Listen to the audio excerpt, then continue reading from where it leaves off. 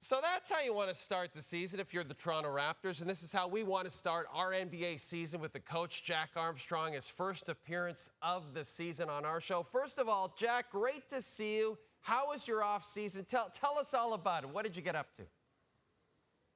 Well, Jay, I had a great off season. Played a lot of golf, a lot of tennis. I ran quite a bit. I ran a half marathon, and most importantly, my oldest son got married in California 2 weeks ago, so that was a joyful experience. So a great summer, a lot of fun, and I am thrilled to be back here for another season of NBA basketball, Raptors basketball on TSN.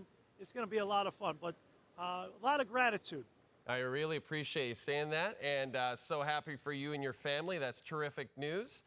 This Raptors team, it's hard to know what to make of them going into the season. So this was a nice defensive effort, Jack. They hold the T-Wolves to just 34% shooting. How encouraged were you by the effort this team put out on the defensive end?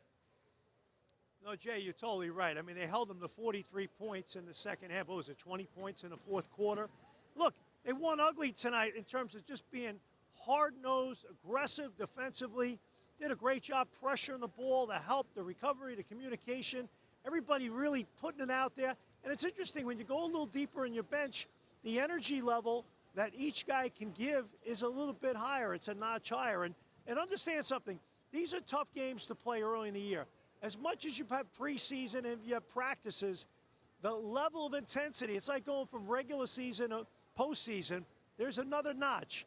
And tonight, offense normally labors a little bit in games like this when it's met with a lot of resistance. And I thought the Raptors tonight gave tons of resistance to Minnesota, made them very uncomfortable, got them off kilter, and they were just very active and energetic. And if you get that kind of effort every night, you'll live through some of the ups and downs in the topsy-turvy world of early season offense where it doesn't always look pretty. Jack, you know, Fred VanVleet was such an iconic player for this franchise for so long. He's gone. He's in Houston now. And here comes Dennis Schroder. He's a veteran. He played with LeBron last year. But you weren't really sure how he was going to fit in. But boy, did he ever look great in this game. 22 points, 7 assists. What did you see from the veteran from Germany? Well, the veteran, and it's interesting, you mentioned Germany, obviously had an amazing experience this year, winning the gold medal, and he was the MVP. And I don't care if he's a veteran or a young player. I think that helps your confidence and self-esteem. You're that much more determined to build off of that.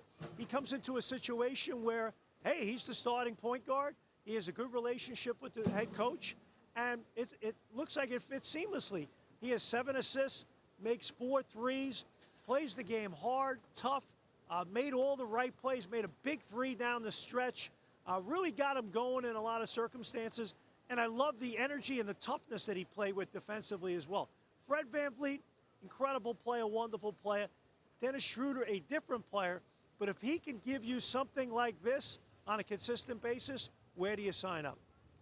Jack, I'd be remiss if I didn't ask you about your Buffalo Bills. We've got them on TSN Thursday night. We've got them Thursday night against the Bucks. It's been kind of an up-and-down season. How are you feeling about your Bills Thursday?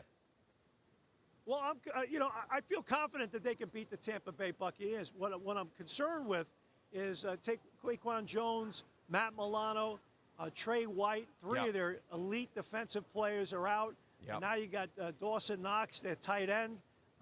So they've really been hit with the injury bug. Obviously, the trade deadline's in another week.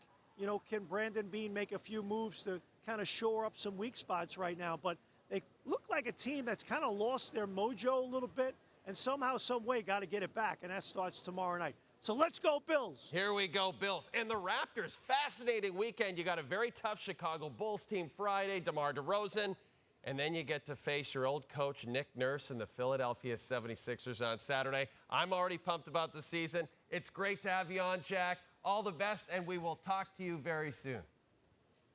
Hey, Jay, in the words of Marv Levy, where else would you rather be than right here, right now, talking sports with Jay Onrait?